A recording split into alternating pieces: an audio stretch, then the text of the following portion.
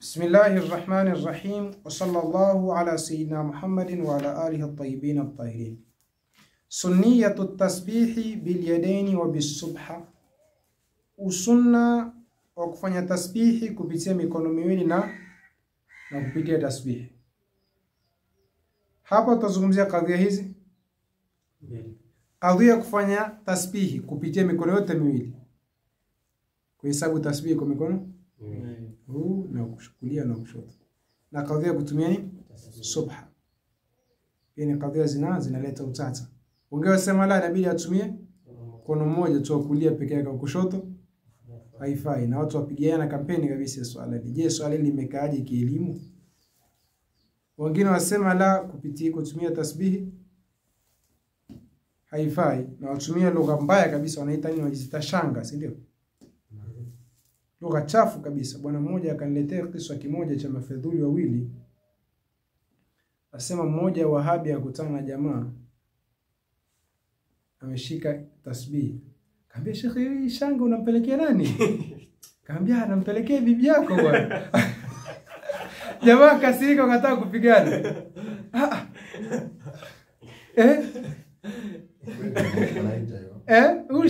Hii shanga nampelekea bibi yako bwana. Jamaa akakasirika. Sasa unakasirika nini? Si Mwenyezi Mungu anasemaje, wajazao sayyi'atun mithluha. Dawa ya ubaya ni ubaya mfano wake. Ushanga wana nampelekea bibi yako. Na nafsi labda. Pazuri hapa mnaonaje? Mafedhuli wawili hapa. Tamu kabisa, kisa kizuri kabisa hiki. Kinafaa kiandikwa kwa wino wa dhahabu. Yajuzu, inafaa ayusabbiha biyadayhi, afanya tasbih kwa mikono yake. Fayastamil asabi' al-yumna wal-yusra, inafaa tumie vidole vya mkono wa kulia na wa kushoto. Li hadithi Abdullah ibn Amr, kwa ushahidi wa hadithi Abdullah ibn Amr qala, amesema, "Ra'aytu an-nabiy sallallahu alayhi wa alihi wa sallam", limuona mtume sallallahu alayhi wasallam, yaqidu at-tasbiha biyadihi, akihesabu tasbihi kwa nini? Kwa mkono wake. Ra'aytu an-nabiy sallallahu alayhi wasallam, limuona mtume, yaqidu at-tasbiha, akifanya akihesabu tasbihi biyadihi kwa mkono wake. Rawahu Ibn Hibban fi sahihihi, hadithi mpokea na Imam Ibn Hibban katika sahihi. Kisikiza mafumu ya wanaume sana wanavyoongea. Wa qawluhu, na kauli yake, biyadihi, nilimuona mtume hesabu tasbihi kwa mkono wake. Maanahu, maana yake, bikilta yadaihi, ni kwa mikono yake yote miwili. Allahu akbar. Wala yuradu bidhalika alhasru fi yadin, wala haikusudi kwa neno hilo kufungiza kufanya tasbihi katika mkono mmoja, duna ukhra, kinyume na mkono mwingine. Waqad warada, na hakika imepokelewa, fi baadhi turuqi hadha alhadithi, katika baadhi ya njia za hadithi hizi, anna baadhi arruwati, ya kwamba baadhi ya wapokezi, fassarahu min indihi, alifasiri hadithi hiyo kwa tafsiri itokayo mfukoni kwake, yani maneno yake akayafasiri kwa maneno yake ambapo si maneno ya mtume. Faqala, akasema, biyaminihi, yani yaqilu tasbiha biyadihi biyaminihi, si ndio? Wa huwa Muhammad ibn Qudama, ni Muhammad ibn Qudama, Sheikh wa Abi Daud, Sheikh wa nani? Abi Daud. Kwa hivyo hayo si maneno ya nani? Ni maneno ya mpokezi, amefasiri kwa tafsiri aliyoitoa kibindoni mwake, si tafsiri ya mtume, si ndio?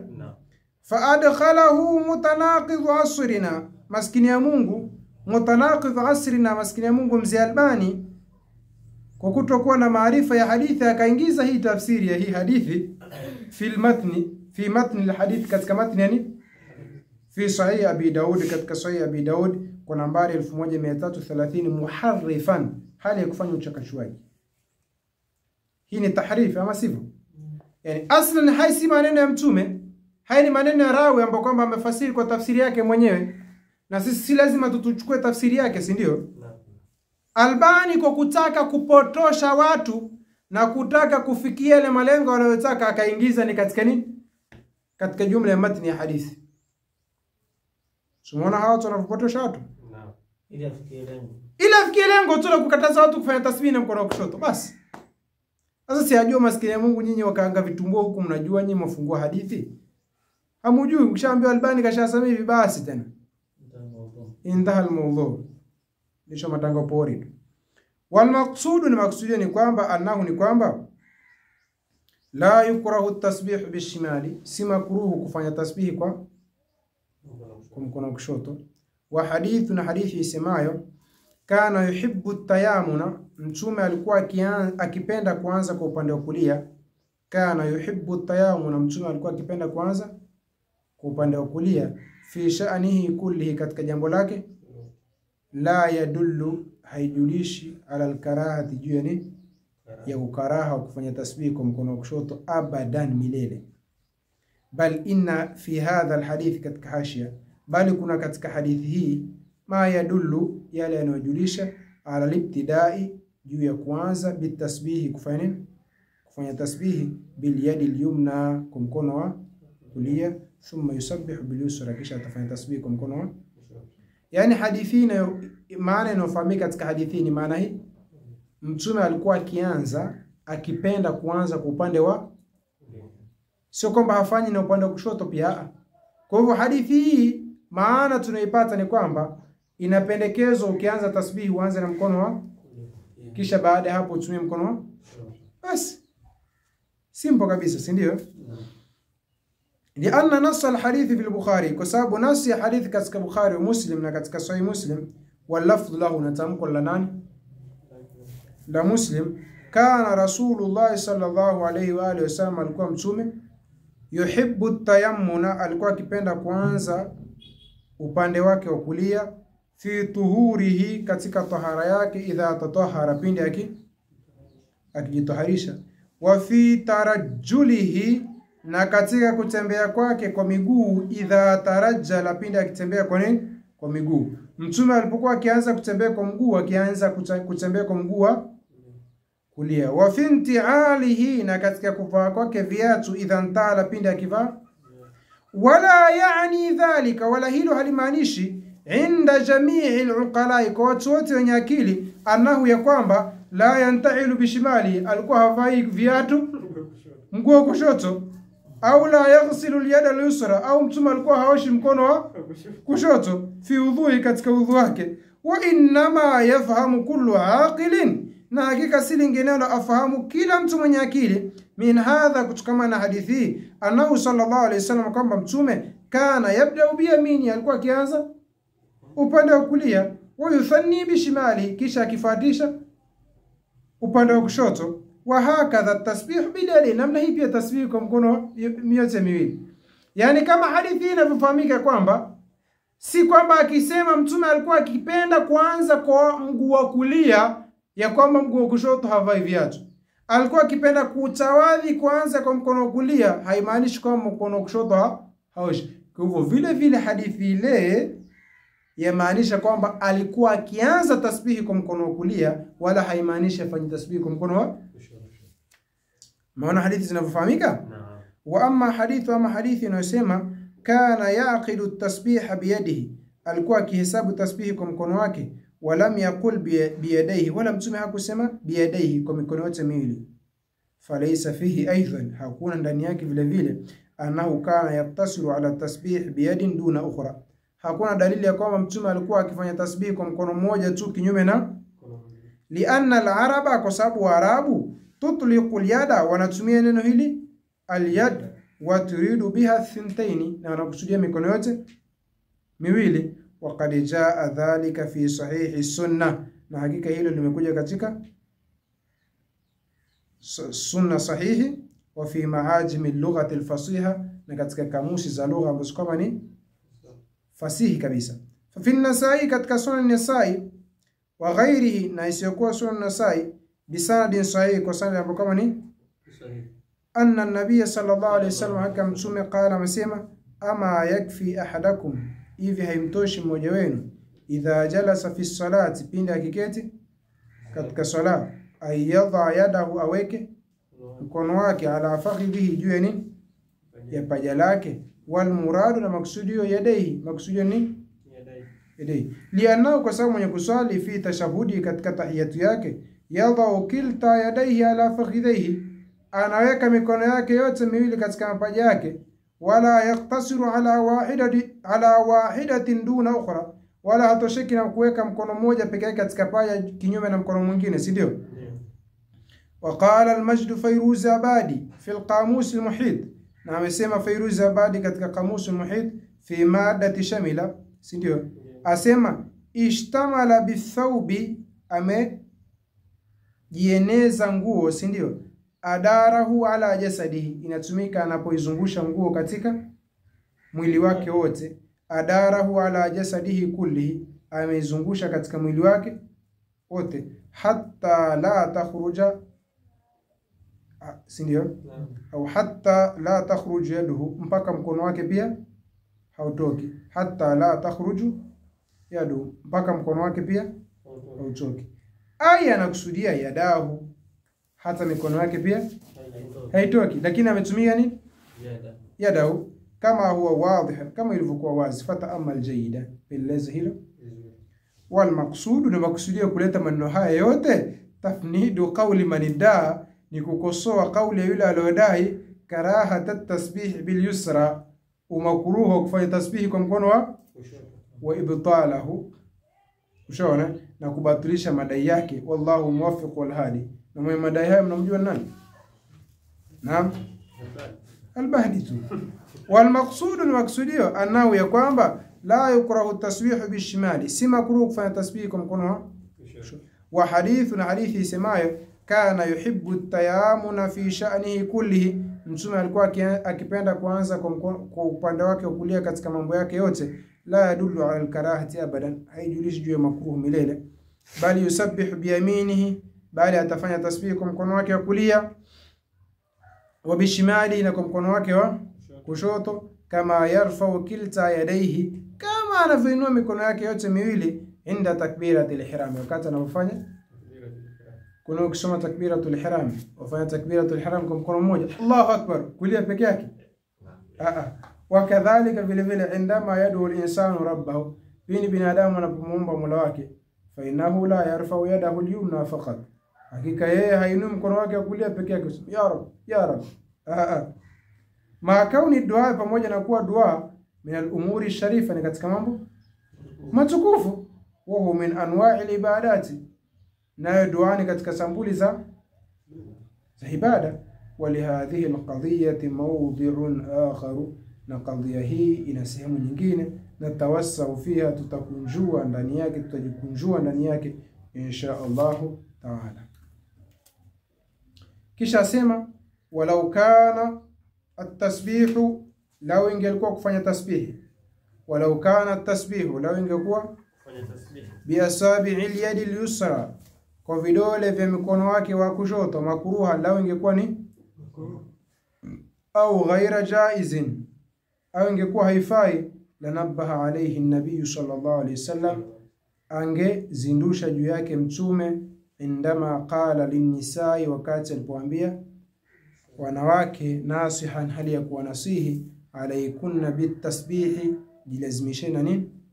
Tasbih. Tasbih ni kusema subhanallah, wa taqdis, na kumtakasa Mwenyezi Mungu. Taqdis ni kusema subuhun qudusun rabbul malaikati waruhi. Taqdis ni kusema subuhun qudusun rabbul malaikati waruh. Wala taghfulna, wala msighafilike, fatansayna at-tauhida, mukaisahaunin tauhidi, mkasahau maneno kumpokesha Mwenyezi Mungu. Wa'qidna bil anamili, na hesabuni tasbihi zenu kwa nini? Kwa ncha za vidole, si ndio? Fa innahunna, hakika hizi ncha za vidole, mas'ulatun, zitaulizwa siku ya kiyama zilikuwa zinafanya kazi gani. Wa mustantaqatun, na zitatamkisha, zitasemeshwa. Kwa hivyo fanyeni tasbihi kupitia hizi ncha zenu za vidole na fundo zenu za vidole hivi, ili wakati zitakapoulizwa siku ya kiyama zilikuwa zikifanya nini. Sasa tulikuwa tukitumika kufanya tasbihi. Rawahu at-Tirmidhi, mpokea Imam at-Tirmidhi, wal Hakim, na Imam al-Hakim, wa huwa sahih, na hadithi ni. Falamma qala, wakati mtume aliposema wa'aqidna bil anamil, hesabuni kupitia ncha za vidole, fa innahunna mas'ulatun, hakika hizo zitaulizwa. Lam yastathni anamil al yusra, mtume hakuvua ncha za vidole vya mkono wa kushoto. Wa hadha, na hili mimma yadullu, ni katika yale yenye kujulisha ala butlani, juu ubatilifu, qawli manzama, juu ubatilifu qawli yule alodai bi anna tasbiha, ya kwamba kufanya tasbihi bi asabihi al-yusra, wa vidole vya mkono wa kushoto, makruhu, ni makruh au ghairu jaiz, au yani ingekuwa haifai kufanya tasbihi kwa mkono wa kushoto, si mtume angetanabaisha jamaa, lakini tahadharini na ncha za vidole vya mkono wa kushoto. Lakini sasa bil anami, bil itlaq, bil itlaq, hii qaidi umeipata wapi? Haya, nukta ya kwanza ishamalizika. Ya pili sasa, masala ya tasbih yenye vita vikali. Wayajuzu, ni nafaa aidha vile vile, bali yusannu, bali inasuniwa at-tasbih, kufanya nini? Bisubhati, kutumia tasbih. Fa Sayyidina Sa'd ibn Abi Waqqas radhiyallahu anhu, imepokelewa kutoka kwa Sayyidina Sa'd ibn Abi Waqqas, Mwenyezi Mungu amwiradhi, annahu dakhala ma Rasulillah sallallahu alaihi wasallam, kwamba Sa'd ibn Abi Waqqas aliingia pamoja na mtume, ala mra'atin, kwa mwanamke, si ndio? Wa baina yadaiha nawa, na mbele yake kulikuwa kuna koko za tende au hasa au vijiwe, tusabbihu bihi, anafanya tasbih kupitia koko hizo za tende au vijiwe hivyo. Faqala, akasema, ukhbiruka, nikupe habari, bima huwa aisaru alayki, kwa kitu ambacho kama ni chepesi zaidi kwako wewe, min hadha, kuliko hilo unalolifanya, au afdal, au ambacho kama ni bora zaidi ya hiki unachokifanya. Faqala, mtume akasema, sema hivi, subhanallahi adada ma khalaqa fi samaa. Yani akaambia, yani unaonaje nikwambie maneno ambayo kama ni mazuri na ni bora zaidi kuliko hayo unayosema? Subhanallahi adada ma fi samaa. Alhaditha, akmil alhadith, rawahu at-Tirmidhi wal Hakim. Hadithi mpokea na Imam at-Tirmidhi na Imam al-Hakim, wa sahahu adh-Dhahabi, na hadithi imesahihisha na Imam adh-Dhahabi hunaka, huko katika hicho kitabu chake, wa huwa sahihu, na hadithi hiyo ni. Sasa ingekuwa kufanya tasbih, si mfano, manake zamani ilikuwa hakuna tasbih za kutungwa hivi, ni koko za tende mtu anakusanya, au video mtu anakusanya, anataka kufanya tasbih 100, subhanallah subhanallah subhanallah, si ndio hizi tasbih? Sasa ingekuwa haifai, mtume angemwacha yule bibi watu akaangamia na mabida yake. Sengambe, wewe tupa uchafu, kachome moto kabisa ziko kwa zatende, usifanye tena. Lakini mtume akamwacha. Wa kana li Abi Hurairah radhiyallahu anhu khaytun fihi 1000 uqda, na Abu Hurairah alikuwa na kamba ambayo kama ndani yake kuna vifundo vingapi? 1000. Yani Abu Hurairah alikuwa na tasbihi na vifundo vingapi? Ina vipunje 1000 vile. Fala yanamu halali hatta yusabbiha bihi, mpaka afanya tasbihi kwa tasbihi hiyo yenye vifundo 1000. Yani kwa maana hiyo tasbihi ya Abu Hurairah kama tasbihi ya Sheroket ile. Unajua tasbihi ya Sheroket? Sheroket na tasbihi yake ile na fundo 1000 ile, akitoka huwa analizingirite. Simshawahi kuliona?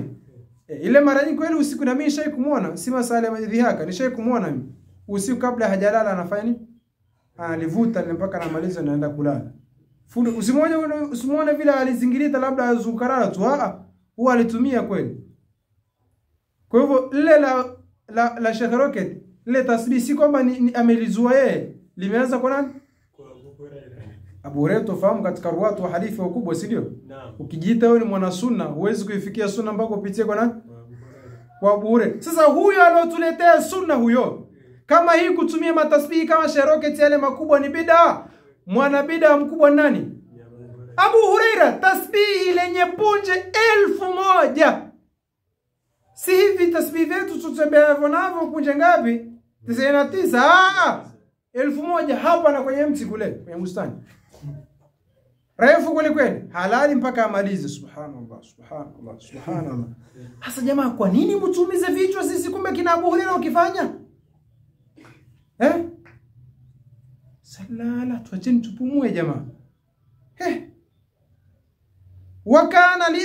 Wakana li Abi Hurairah radhiyallahu anhu khaytun fihi 1000 uqda, Abu Huraira alikuwa na tasbihi lina punje 1000, vifundo vile 1000. Fala yanamu hatta yusabbiha bihi.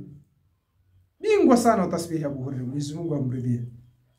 Rawahu Abu Nuaym, hadithi mpokea Abu Nuaym fi al-Hilya, katika kitabu chake Hilyatul Awliya, wa huwa hasanun bishawahid, na hadithi hii ni hasan kwa shawahidi zake. Wa hunaka hadithu, na huko kuna hadithi wa atharu, na athar ani sahaba, kutoka masahaba fi dhalika, katika swala hilo la nini tasbih. Tajidha, utazipata hizo athar na hizo hadithi, si ndio? تجدها في رسالة الحافظ السيوطي، وتثبت هذه آثار كتكين رسالة الإمام الحافظ السيوطي المنحة في الصبح. رسالة نيتوين المنحة، نجوا معنى المنحة سنيو، منحة ni scholarship سنيو، zawadi في الصبح katika masala ya tasbih. وهي مطبوعة، رسالة hiyo ni matbu'a, imechapwa fi kitabi al-Hawi lil-Fatawa, katika kitabu chake al-Hawi lil-Fatawa. Kitabu al-Hawi lil-Fatawa tulisema ni kitabu cha Imam Suyuti kilichokusanya rasail ilmiya nyingi sana. Yani masala moja anaandikia kitabu kizima. Masala ya wazazi wake Mtume ameandikia risala nzima. Masala haya tasbih ameandikia risala nzima. Suyuti alikuwa ni bingwa kwa kweli wa hadithi Sheikh. Nitembo kitabu hiki nakipenda sana. Niletee hiki nikione. Al-Hawi lil-Fatawa. Kina rasail nyingi sana ilmiya. Hii ni maqamatul Hariri bwana. Al-Hawi hii hapa chini, toa hii huko chini. Hii ni maqamatul Hariri bwana. Al-Hawi hii hapa, kitabu kizuri kabisa hiki. Hiki hapa, Al-Hawi lil-Fatawa. Kwa hivyo risala hiyo al-Minha fi Subha iko wapi? Kwenye Al-Hawi lil-Fatawa. Kwa hivyo kama ukutana wahabi moja hivi, shano alokula pilipili zikamchanganya kichwa na kusumbua, tafuta Al-Hawi lil-Fatawa, kisha tafuta risala nini al-Minha fi Subha, ndio kiboko yake. Pilipili zote zitamwisha. Ndio Al-Hawi lil-Fatawa. Mshauri kusoma hii kitabu? Na iko hapa kila siku. Haya. Wali akhina al-Allama, na ameandika ndugu yetu mwanachuoni mkubwa Mahmud Said Mamduh risalatun, ana risala inaitwa Usulu Tahani bi ithbati sunniyati subha, kufika pongezi katika kuthibitisha nini usuna wa kufanya tasbih. Kwa nini? Kupitia tasbih. Na ala fikra al-Allama Mahmud bin Said Mamduh ni mwanachuoni mkubwa kulikweli wa hadithi. Tukizungumza sasa hivi katika nchi ya Misri, katika nchi ya mtu anayetegemewa zaidi, katika ilmu ya hadithi na al-Allama Mahmud bin Said Mamduh. Wiji kweli la hadithi. Huyu ni mwenzake Said Hassan Saqaf, manake wote wamesoma kwa Imam al-Hafidh Abdullah bin Siddiq al-Kumando, anasema wali akhina, manake ni mwenzake. Si ndio? Walisoma wote kwa nani? Kwa Imam Abdullah bin Siddiq al-Umari. Wiji kweli. Sawa. Wa hiya risalatun nafi'atun jiddan, na risala hiyo ina manufaa sana. Na kitabu chake kingine wallahi nilikisoma nilipokuwa Cairo, kipo hapo, kinahusiana masala ya Qur'ani kumsomea maiti, nafikiri kipo hapo. Hebu niangalizie hapo. Hapo chini. La, sikumbuki jina lake. Nimekisoma lakini kipo hapo. Hapo chini. Hebu toa hivyo. Nikiona nitaijua. Nafikiri haipo hapo. Ipo kwenye vitabu hivyo hapo. Hivyo hapo chini kabisa. Hiyo hapo. Umeona hivyo vitabu hivyo hapo? Hivyo hapo. Kwenye mstari huo. Chini kabisa. Chini shuka. Hicho hapo. Pembeni yake. Chini ya hicho. Chini yake. La. Chini yake tena. Hicho hapo. Kitabu kizuri sana. La, mtaangusha. So hivyo education ndio tocha chini.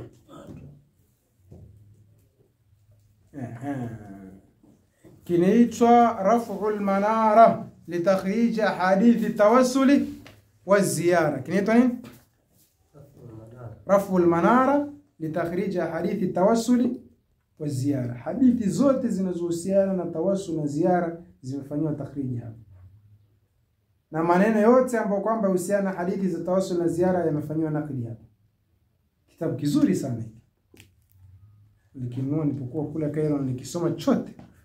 Maana ukikisoma kitabu hiki utamani kumaliza mpaka yani utamani huwezi kukiacha mpaka kumaliza. Kama unaelewa lakini uzito. Kwa hivyo ukisoma vitabu vyake na utaelewa huyu mtu anapimwa kwa matani shekhi, si mtu kupimwa kwa kilo wala kwa gramu. Anapimwa kwa nini? Kwa tani. Asema wa hiya risalatun nafi'atun jidda. Na risala hii na nini? Ni yenye kunufaisha sana. Asema hawala baadhi al-mubtadi'a kwenye hashia wamejaribu baadhi ya majitu ya bid'a ayarudda alaiha kuiradi hii risala, fa kharaja raddan, akatoa raddi muhalhalan, raddi dhaifu kabisa, fala muflih. Maskini Mungu hakufaulu, alitaka kuiradi lakini hakufaulu, kaangukia pua. Wa innani, na hakika yangu mimi, aqulu huna, anasema hapa. Haya maneno muhimu sana. Haya maneno muhimu sana sana sana sana sana sana, yuktabu bimidadi dhahab. Haya maneno yafaa kuandikwa kwa wino wa dhahabu. Ya rait, natamani haya maneno yakawafikia walengo. Natamani haya maneno yakafikia walengo wa maneno haya. Anasema wa innani, na hakika yangu mimi, aqulu huna, anasema katika hapa, ya laita ahla sunnati, natamani ndugu zangu ahlu sunna, wa ashab al-imkanat, na watu wenye uwezo, wal qudrat al-madiyah, na uwezo wa nini? Wa kifedha. Yaarifuna, natamani lao wangejua, wayudrikuna, natamani lao watafahamu, ma hiya al-kutubu an-nafi'a, ni vipi vitabu vyenye manufaa, allati, ambapo kwamba yambaghi, inatakikana tibaatuha, kufanya kuvichapa, li ahamiyati, kwa sababu ya nini?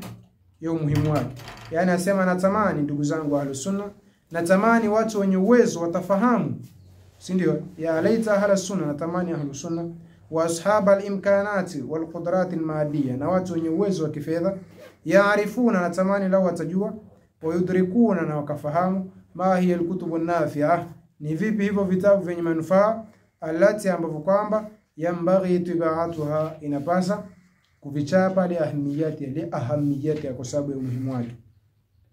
Walati, na vitabu ambavyo kwamba takhdimu al-islam, vinautumikia Uislamu, khidmatan adhimatan, utumishi mkubwa kabisa, khasatan hasasa fi hadha al-asr, katika zama hizi ambazo kwamba ikhtalata fihi al-habilu bin nabil. Lianna baadhi an-nas, kwa sababu baadhi ya watu, yatba'u kutuban, wanachapa vitabu la faida fiha, ambavyo kwamba havina faida yote, si ndio? Kuna baadhi ya watu ushughulika kuchapa mavitabu ambavyo kwamba haina faida yote. Ma anna hunaka kutuban kathiratan, pamoja na kuwa kuna vitabu vingi, muhimmatan jidda, ambavyo kwamba ni muhimu sana ladaina kwa sisi, yambaghi tabuha, inatakana kuvichapa, lakini havichapwi.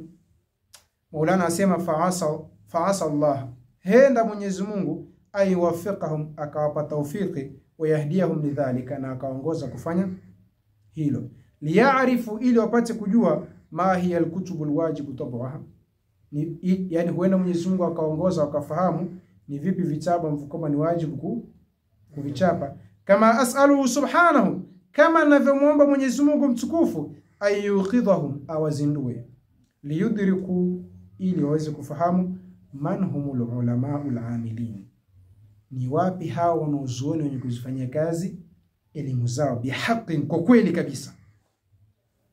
Yani asema natamani pia, namuomba Mwenyezi Mungu awazindue watu wenye uwezo, waweze kuwa na uwezo wa kutambua ni wapi wanaozuoni wa kisawasawa, alladhina, ambao kwamba yuqaddimuna maslahata al-islami, wanaotanguliza maslahi ya Uislamu, ala masalihihim ash-shakhsiyya, juu ya maslahi yao binafsi.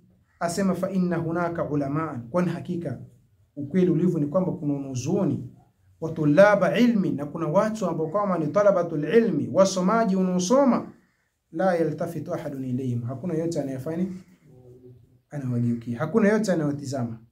Yani kuna watu ni wanazuoni wa kweli kweli, wasomesha watu na wafanyia kazi elimu zao, na kuna watu ni wasomi sawa sawa wanasoma, lakini hakuna mtu yote anayewatizama.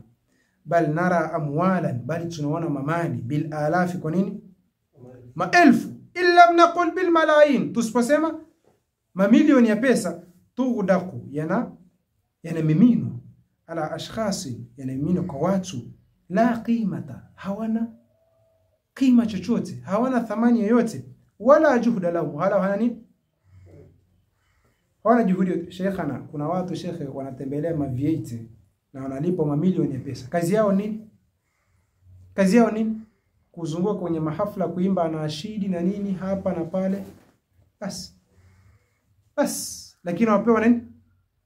Mamilioni ya pesa. Wanapewa magari ya kifahari, waishi kwenye nyumba za kifahari, waishi kifahari. Lakini kazi yao ni hivi tu. Aje hapa imbe anashidi, aongoze nashidi na kaswida zile na nini, atoke hapa. Yani jamaa, hali tulionayo sasa hivi, tuna haja kutoa mamilioni ya pesa kwa ajili ya kusponsor manini? Maana shida ya manyimbo. Jamaa, ile uhalisia ulivyo. Yani tusichukuliwe makosa kwamba sisi tupinga na ashidi ama makasida au vitu vingine. La. Nahnu min ab'ad an-nas an dhalika. Lakini tuzungumzia aulawiyati. Tuzungumzia nini? Vipaumbele. Yani bora ni tutoe mapesa kuwasimamia wanaochuoni wanaosomesha na kuwasimamia wanafunzi waliojitolea kusoma ilmu kisawasawa, au ni tutoe mamilioni ya pesa au tusimamia na ashidi? Tuzungumzia aulawiyati, hatuzungumzii kufaa na kuto. Tuzungumzia nini? Aulawiyati, si ndio? Watusrafu, na mamilioni ya pesa natolewa fi hafalatin, katika nini? Katika mahafla, wa mawalida, na maulidi, la da'iya, hafla na maulidi ambazo kwamba hakuna dharura, hakuna kitu kinachopelekea litabdhiri fiha, kufanya tabdhiri, kutoa pesa kwa israfu namna hiyo, albata kabisa, si ndio? Yani shekhe, tuona kuna mahafla shekhe yaundwa sasa hivi, hasa miaka hii ya karibuni imekuwa na nishati kweli kweli. Mahafla yaundwa na yakodishwa maholi makubwa yatolewa mamilioni ya pesa shekhe. Hafla hizo chafanyika nini ndani yake? Kukaimbwa, kisha baada yake watu wakacheza na nini, wakatuzana na nini, yametolewa mamilioni ya pesa, yamekodiwa makumbi ya mamilioni ya pesa. Kwa nini hizo pesa asitefute mmoja katika mashehe wanaosomesha akafanya akapewa? Kwa nini hizo pesa wasitafute wanafunzi wanaosoma ilmu kama hivi kisawasawa wakafanya wakasaidiwa katika mambo yao? Kwa nini hizi pesa zisitumike kununua vitabu kama hivi, vitabu vya ilmu kama hivyo, wakagawanyia nini? Yani wewe kwenda kukodisha ukumbi milioni 2, milioni 3, zikaenda pale zikaimbwa na shida nini, na kununua vitabu kama hivyo kugawanyia wanafunzi wakasoma, kipi kitu kikubwa zaidi? Na tujibu basi. Ni kipi kitu ambacho kwamba kitakupa thawabu nyingi kwa muda mrefu? Si ndio? Yani hatukatai kwamba yale hayafai. Yafaa sana, yafaa. Lakini aulawiyati, ikiwa unaweza kulifanya lile na ukalifanya na fabiha wa neema. Lakini kama huwezi kufanya isipokuwa moja ya mambo mawili, basi acha lile ufanye nini? Yani shekhe, unapokuta umma ambao kwamba unatanguliza mambo ya michezo na hivi na nini kuliko mambo ya ilmu na maarifa, shekhe, umma huu usomee takbira shekhe, ushakufa huu. Kwa hivyo watusrafu fi hafalatin wa mawalida la da'iya litabdhir fiha albata. Ndio hayo tulikuwa tukizungumza kwamba unakuta hafla ya maulidi inafanyika mathalan katika kimadrasa ambacho kwamba ukikiangalia kinalia shekhe. Kinafanya nini? Kinalia. Vijengo vyake taabani, vibati vimeoza, vyoo taabani, mazingira yake taabani. Alafu nakuta katika kichuo kama hicho ama katika kisenta kama hicho kumefanyika maulidi, zimechinjwa ngamia 3, kumechinjwa kumepikwa mchele kilo 2000, kumechinjwa ng'ombe 5, kumechinjwa mbuzi 100, eti mbuzi 10, 20. Babu kubwa hiyo, haijawahi kutokea. Kadha, watu wana ni ufahari, si ndio? Mujifakhirisha na kula, si ndio? Mujifakhirisha na kula, si ndio? Mtume atetea na kula. Uislamu atetea na kula sana, mapilau mingi na manyama mingi. Mimi sibezi haya mambo jamani, fahamike vizuri. Sifanye nini? Watu unifahamu kila siku makosa. Sibezi. Sisemi kwamba yafaa, hayafai. Yani hiki kichuo kwa hali hii ambayo kwamba lau wakaguzi watakuja kukagua wakati huu watafanya nini? So kumbuka mkuu wa wilaya wa Kisarawe alienda kukagua chuo kimoja akakuta hali yake mbaya, ilikifungia muda huo, tena ilikuwa ni usiku. Simakumbuka, si ndio? Kwa hivyo lao Magoti, Mheshimiwa Magoti atakiona hicho kisenta chako na hayo unayofanya, muda huo kitafanya nini? Kitafungiwa. Sasa mmoja ngamia moja anauzwa shilingi ngapi huko? Kwa pesa ya Kitanzania? Naam. Ni milioni 3 mpaka 4. Milioni 3 ngamia huyo akiwa mkubwa. Atufanye milioni 3 peke yake. Ngamia. Ngamia 3 shilingi ngapi? Naam. Naam. Ngamia 3 si ndio? 3 mara 3 9 si ndio? Hizo hesabu mmesoma wapi? Naam. 3 mara 3 ngapi Irfan? Naam. 9. Nataka kuwazingua tuna Irfan ameingia. 3 ngapi? 6. 3 ngapi? 9 Irfan. Nilitaka kumpata yule tunaoingia. Haya. Milioni 9 hizo si ndio? Unakuta mchele si kilo 1000. Si kuna mbuzi wangapi? Kuna mafuta, kuna viungio, kuna nini? Kunakuta akali hafla imechukua kama milioni 20, milioni 21. Kuna nauli za mashehe. Kuna nauli za nini? Za mashehe. Kuna nauli za mafanani. Kuna gari za kukodisha nini? Madrasa. Maana sasa hivi vyuo hutumiwa nini? Zamani ilikuwa vyuo huenda wenyewe, lakini sasa hivi hutumiwa nini? Magari kabisa ili watu wawe ni wingi. Hafla yako shekhi iliua shekhi. Haijai kutokea shekhi. Hujai kuona hafla kama hiyo shekhi. Tuko vizuri sana. Unakuta milioni 30 hafla, 35 hafla imetumia, si ndio? Sasa zile milioni 35 muonaje kwamba tungefanya hafla ya kawaida tu, alafu zile milioni 35 tukazitumia kukarabati huu msikiti au hii madrasa? Muonaje? Unakuta maniki madrasa kina eneo dogo. Kwa nini tusitumie hizi milioni 35? Tukanunua hili eneo lilo hapa jirani, tukaunganisha madrasa ikae na eneo kubwa, na mwakani tukafanya kama hivyo, tukajenga. Ukisema hivyo kuna mtu atakuelewa?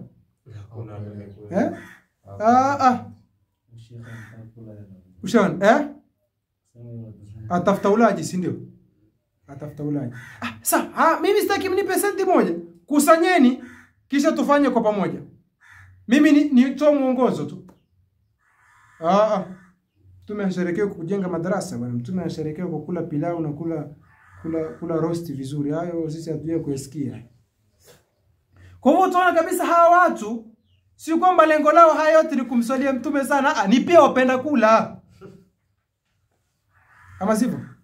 Hivi jamani, mtume hawezi kusherekea mpaka watu wale pilau sana, biriani la nguvu. Ya jamani nifahamike, sikatazi mimi kuwalisha watu, ni sadaka kubwa, si ndio? Lakini tuzungumzia nini? Aulawiyati. Tuzungumza vipaumbele. Nini? Vipaumbele. Yaani badala haya mamilioni kuyatumia kwenye hizi mambo, kwa nini tuyatumia hapa? Ndio haya anayozungumzia Saidi Hassan Saqafati. Ndio haya anazungumzia Maulana. Si kwamba sisi peke yake ndio tunaolia na haya mambo. Kumbe hata Maulana huko kwao Jordan pia analia nayo. Kwa hivyo ni janga la kimataifa hilo, sio la Tanzania peke yake. Haya. Wanaoelewa wataelewa, watakaotubeza watatubeza. Allahu musta'an. Tuhusu sisi. Fi nihayat al-mataf, mimi nitakuwa ni masuulu kile nilichokisema, si ndio? Mimi nitaulizwa kwa kile lakini sio kile ulichofanya, ulichokifahamu wewe na akili yako inyetaka. Hiyo mimi si masuulu. Mimi ni masuulu kwa kile nilichokisema na nilichokikusudia mimi. Wa innamal a'malu. Lakini kile utakachokifahamu wewe na akili yako inyetaka, mimi sio masuulu. Yule apinga maulidi, apinga ubaba wa maulidi, hiyo ni ya kwako sasa. Apinga watu kuchinja kwa maulidi, hiyo ni ya kwako na akili zako zinataka. Mimi siyasema hivyo. Mimi nasema kitu kingine na hicho ni kitu kingine. Sisi wenyewe tutafanya shughuli tutapika, si ndio? Ama tupike shughuli zetu. Watu waje watoka na njaa. Naam? Isipokuwa tutafanya iktisad. Tutafanya iktisad. Tutafanya tawassut kati na kati. Hatumtumii mtu nauli. Hatumtumii mtu? Kama unakuja kwenye maulidi kuja tu. Ama kusema nitumie nauli na kuacha nyumbani kwako, hayo sio majukumu yetu. Unataka kuja kwenye hafla ya mtume? Njoo. Lakini pesa ya nauli na ya kuacha nyumbani kwako, hakuna dharura wewe kuja. Kwani wewe ndo mtume? Tunakusalia. Usipokuja. Ndio mwenyewe hajaja. Si ndio? Wewe unatasharraf kupitia hafla hii. Wewe unatasharraf kupitia hafla nani? ya Mtume. Ndio maana zamani ilikuwa hakuna mgeni rasmi kwenye hafla ya nani? Hakuna mgeni rasmi kwenye hafla ya Mtume. Wote ni wageni rasmi, si ndio? Yaani hakuna mtu anayekuja kuitukuza hafla ya nani? Shekhe, sisi tushapambwa na nani? Tutaka nani mwingine aje ipambe hafla yetu? Hajafika mgeni rasmi. Mgeni rasmi nani mgeni rasmi katika hafla ya Mtume? Hafla ya Mtume mgeni rasmi nani? Ni Rasulullah sallallahu alaihi wasallam. Sote wengine ni wageni waalikwa tu. Haya mambo ya hovyo kabisa haya. Hayakuwa hapo zamani. Na imekuwa sasa hivi ni sehemu ya kupitisha ajenda za kinini? Za kisiasa. Tuko vizuri sana. Ni sehemu ya kupitisha ajenda za kwa sababu mara nyingi kuta hafla ya Mtume ya Maulidi, hafla ya Maulidi, alafu mgeni rasmi ni kiongozi wa nini? Wa kisiasa. Ni kiongozi wa kisiasa. Kiongozi wa kisiasa au mgeni rasmi kwenye majukwaa ya nini? Hafla ya Mtume ama hafla ikiwa ni elimu, mgeni maalumu, mgeni mheshimiwa lazima awe ni alim, si ndio? Hivi jamaa mshakusikia shekhe kuna mkutano fulani wa kisiasa, shekhe fulani ndio mgeni rasmi, mshakusikia? Na kwa sababu gani? Ni kinyume na protocol, si ndio? Ni kinyume na nini? Ni kinyume na protocol. Protocol za kisiasa zinasema mkutano wa kisiasa kiongozi awe ni nini? Mwanasiasa, hawezi kuwa ni kiongozi wa dini. Hasa kwa nini nyinyi mvunja protocol za dini, hafla ya kidini, alafu kiongozi akawa ni mwanasiasa? Jamaa. Sasa hivi viongozi wa dini wakiingilia siasa tunaambiwaje? Tunaambia haya jamaa, viongozi wa dini msifanye nini? Msiingilie mambo ya siasa, ama sivyo? Si ndivyo viongozi wanavyosema? Kwamba viongozi wa dini shikeni mambo yenu nini? Msiingilie mambo ya nini? Sisi tunapinga hilo. Naam? Vizuri. Sisi hatujui siasa, ndio tutanyamaza. Hatutuzungumzie. Lakini na pia nyinyi viongozi wa siasa yanapokuja masuala ya dini, pia muachie watu wa nini? Ukiambia wote kwa mgeni rasmi mwambie la, mgeni rasmi lazima awe kiongozi wa nini? Si ndio protocol kama sivyo? Hayo tuyache. Lakini alhasil wa innani a'rifu unasan, imamu anasema hakika yangu mimi binafsi najua watu min akabiri ahli ilmi, katika watu wakubwa wasomi, yani katika wasomi wakubwa, la yasiluna ila luqmati al-aishi, hawalifikii tonge la maisha, hawapati ile kipande cha mkate illa bishaqi al-anfus, isipokuwa kuzipa tabu nafsi, yani mpaka kwa usumbufu kwa kweli afanye kazi na nini ndio apate kula. Wa innani, na hakika yangu mimi, aarifu unasa, na najua watu min akabiri ahli ilmi, katika watu elimu wakubwa, la yasiluna ila luqmati al-aishi illa bishaqi al-anfus, hawalifikii tonge lao isipokuwa kwa tabu kweli kweli. Wa bil muqabil, na muqabili wa hivyo, mkabala wa hilo, yatanaamu, wananeemeka, man yakhda'u nasa, watu wanaowahada watu, biwilayati mkoni, kwa wali wao wa salahihim na nini, na uchamungu wao, au ilmihim, au elimu wao, elimu zao, wahum laysu kadhalika, aliyekuwa wao si hawako hivyo. Yani anasema kuna watu ni wanaochuoni wakubwa, lakini maskini ya Mungu hakuna mtu anayewaangalia. Kipande cha mkate kukipata nini? Ni kazi. Kinyume kuna watu wajifanya mawali, si ndio? Hata huku kwetu si hapo. Kuna watu wamejifanya kwamba ni fulani wali wa Mungu ndio. Ushaona? Huu wali wameunda, wali wa mchongo, wameunda kwa sababu gani? Liyakulu amwala nasi bil batil. Na wapata mali hawapati. Naam? Si wapata mali, mabilioni of money wapata. Yakhda'u nasa, wadanganya watu biwilayati mkoni, kwa wali wao. Nani alokupa wali shekhi? Nyie mjuaje kwamba huyu ni wali? Sikatu ule wali wa Mungu shekhi. Nani alokuambia? Wewe unaweza kumjua wali? Ibn Majid? Na? Anemjua wali nani? Ni amru, jambo la ghaibu, si ndio? Wa salahi, na uchamungu wao. Fulani bwana, salih, mtu mwema kweli kweli. Tuseme yule system zingatia ni katika waje wema, wala nuzakihi ala Allah, wala hatumtakasi kwa nani? Watu elimu husema hivyo. Tunamweka katika grupu la watu wema kulingana na matendo yake, wala nuzakihi ala Allah, kwa Mwenyezi Mungu, kwa anajua nani ni Allah, au ilmihim, au elimu zao, wahum laysu kadhalika. Sheikh, kuna watu wasifika ni wanaochuo na nini, lakini darasa za elimu zao ukiuliza hakuna. Wanasomesha wapi? Hakuna. Wanafanya nini? Hakuna. ni kwenye majukwaa tu. Mwanachuoni mkubwa, simba wa tarika yule, kigogo. Si ndio? Simba wa tarika yule, kigogo yule, si mshumaa moto, si nini, chaka la simba. Sijui jamaa. Acha tupumue bwana. Wako mlaisu kadhalika. Hali yako hapo? Haya mambo ni ya kimataifa, si hapa kwetu Tanzania peke yake. Haya mambo hapo kwetu. Unajua kwa wengine vichekesho shekhi. Kama sanadhkuruhu fi mawdhin akhar, kama tutakapolitaja ili katika sehemu nyingine insha Allah taala bitawasul kwa kunjufu. Unajua mambo yataka kukunjuliwa shekhi. Unajua lazima unajua ukweli ulivyo, na ndio mambo kwamba watu hawataki. Na watu hawataki kwa sababu gani? Unaharibu kula kwao. Unaharibu nini? Ukweli ulivyo lazima jamii ziambiwe kwamba fulani ni mwanachuoni, mfuateni, msimamieni. Fulani ni mjinga, ni mdanganyifu, achani ni naye. Huu ndio ukweli ulivyo. Yaani kwa nini shikio langu liko hapa, si ndio? Kwa nini niseme shikio hili hapa nianze kufanya hivi? Mimi ukweli ulivyo napenda kuweka nukta juu ya herufi. Napenda kuweka nukta juu ni herufi. B weka nukta wapi? Chini. T weka nukta wapi? 2 juu. Th weka nukta 3 wapi? Bas, weka nukta, maliza kazi basi. Shikio hili hapa, sema shikio hili hapa, lakini hili hapa nini bwana? Yaani weka mambo hivi wazi. Fulani bwana ni mwanachuoni, nendeni mkasome. Fulani ni mdanganyifu, muongo, si msomi, mjinga, hajasoma, aende akasome. Kama waona uchungu wa kuitwa nani? Ni mjinga, si ndio? Waona ni uchungu? Waona ni uchungu, si ndio?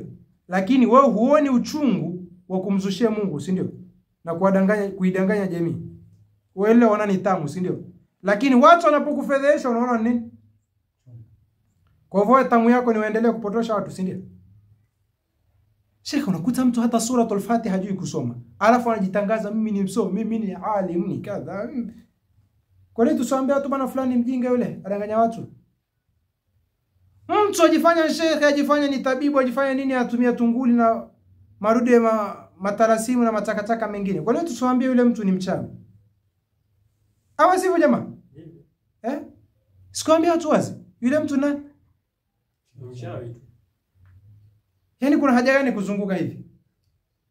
Mtu anayekaa kutumia matunguli ndani na madegani, sijui ya chora masanamu na videgani kwa nguvu za dragon na nini? Huyo tamuita nani jamaa? Si yule kijana siku ile tukazungumzia hapa, shekhe akasema kuna shekhe mmoja katika watu wanamdhania ni matabibu ukubwa, shekhe ameandika kitabu cha tiba cha Kiswahili. Sio anasema fanya hivi, sio itakuwa hivi, alafu uombe kwa nguvu za dragon, siko nini? Si shirki hiyo? Hebu tuambie, mtu anaomba Mwenyezi Mungu kwa nguvu za dragon, hiyo ni? Kwa sababu ajiita ni mtu wa tarika na vaa kanzu na kilemba, tusiambie watu kama ni mshirikina yule mchawi?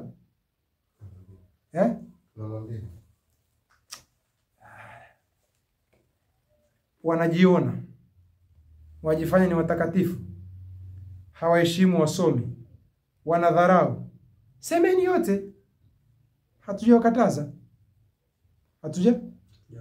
Huwezi kumkataza binadamu kusema, isipokuwa unaweza kumrekebisha baada ya kusema. Kila mtu ana uhuru wa kusema. Huwezi kumkataza mtu kufanya kusema, kwa sababu huwezi, lakini unaweza kumrekebisha baada ya kufanya nini?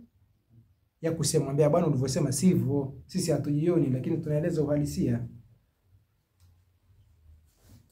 Haya, kama akila, kama ulivyosema, sio maneno haya kuja kumnasaba gani leo? Rufi'a az-zujaju.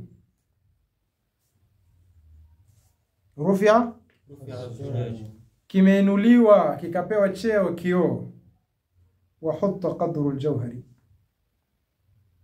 na kikawekwa chini cheo cha nini? Cha jawhar, lulu na dhahabu, si ndio?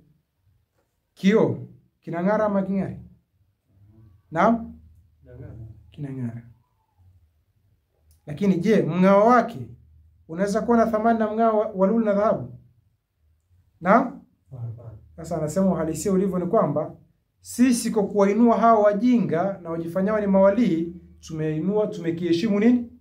kioo alafu tukaacha dhahabu. Yani hapa kuna dhahabu na hapa kuna kioo. Wewe ukachukua ni kioo alafu ukaacha ni dhahabu. Rufi'a az-zujaj wa hutta qadru al-jawhari. Kimeinuliwa kioo na kikawekwa chini cheo cha nini? Cha jawhar. Jawhari ni aina yote ya madini ni jawhar. Watarafa al-mirrikh, na imejiinua juu nyota ya mirrikh fauqa al-mushtari, juu ya nini? Ya mushtari. Mushtari ni nyota ya juu zaidi ambayo kwamba iko juu ya nyota ya nini? Ya mirrikh, si ndio? Lakini mirrikh imejifanya iko juu ya mushtari. Lakini uhalisia ni hivyo. Yani wewe ukijifanya kwamba uko juu, yani wewe mushtari, wewe mirrikh ukijifanya uko juu ya mushtari, ndio kweli utakuwa uko juu ya mushtari? Wewe mjinga ukijifanya uko juu ya mwanachuoni, ndio kweli atakuwa ni yuko juu ya mwanachuoni? Wadahru kal mizan. Anasema na miaka bwana ilivyo ni kama mizani vile. Yarfa'u naqisan, mizani na muinua yule punguani, wa yahutu qadra alwafiri, na inaweka chini cheo cha yule alio mwingi, almutawaffiri alio kamili. Yani sasa mizani ya miaka na masiku au na mizani ya mazingira siku zote si adilifu. Yani mwaka ulivyo ni kama ni kama mizani. Hivi mizani baina ya kizito na chepesi, kipi huwa mizani na kiweka juu na kipi kinakuwa chini? Chepesi ndio kinakuwa juu, kile kizito kinakuwa chini. Kwa hivyo anasema wadahru kal mizani. Mwaka yani maisha yetu tunaishi katika hii dunia kal mizani, kama mizani.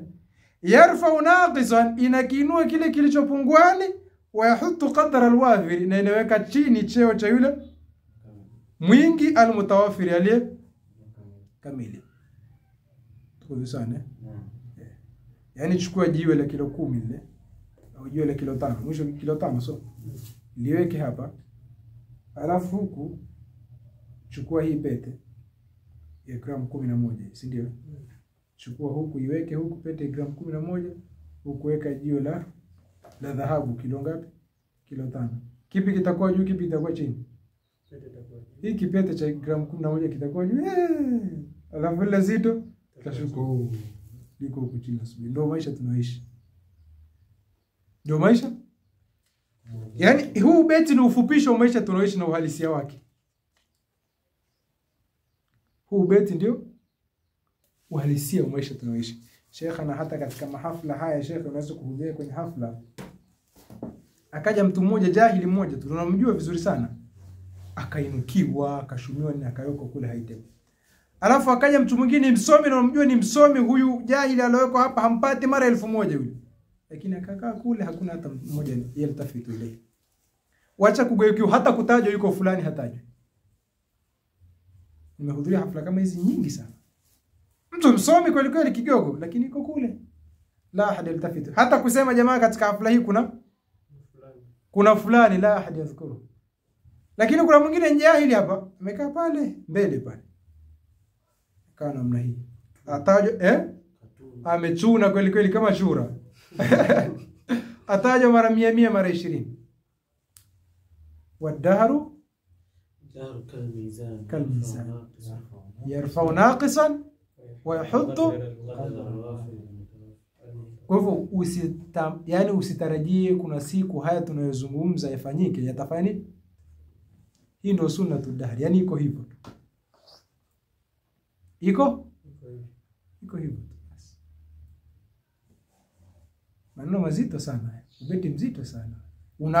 Yani unaakisi uhalisia wa maisha yote tunaishi.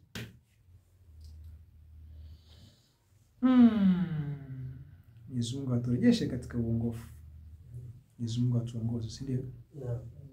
Nafikiri haya maneno leo yanatosha, mazito sana. Allah yaqulu al-haqqa yahdi as-sabil. Majidi umechelewa Sheikh. Darasa ya 3 hii tunaifanya unajua? Unajua leo darasa tunaanza saa ngapi? Saa 9.